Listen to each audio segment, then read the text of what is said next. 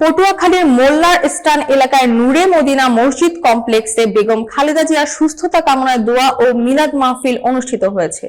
পটুয়াখালী প্রতিনিধি শিকদার সোহেল জানান, আয়োজক ছিলেন আউলিয়াপুর ইউনিয়নের যুবদলের আহ্বায়ক মোহাম্মদ সাখাওয়াত হোসেন এবং সভাপতিত্ব করেন তিনি। দোয়া ও মোনাজাত পরিচালনা করেন হাফিজ মাওলানা মাসুদুর রহমান। মাহফিলে উপস্থিত ছিলেন আউলিয়াপুর ইউনিয়নের বিএনপির অঙ্গ সংগঠনের সিনিয়র যুগ্ম আহ্বায়ক মোহাম্মদ নজরুল ইসলাম ব্যাপারী, আহ্বায়ক মনির হাওলাদার, যুগ্ম আহ্বায়ক নজরুল ইসলাম মৃধা, যুগ্ম আহ্বায়ক সোহাগ, যুগ্ম আহ্বায়ক হাফিজুর রহমান, ইউনিয়ন বিএনপির সাংগঠনিক সম্পাদক ডক্টর মনিরুল ইসলাম সহ অন্যান্য অঙ্গ সংগঠন। এছাড়াও উপজেলা বিএনপি, যুবদল, স্বেচ্ছাসেবক দল, শ্রমিক দল, কৃষক দল, ছাত্র দল সহ বিভিন্ন অঙ্গ সংগঠনের নেতাকর্মীরাও উপস্থিত ছিলেন।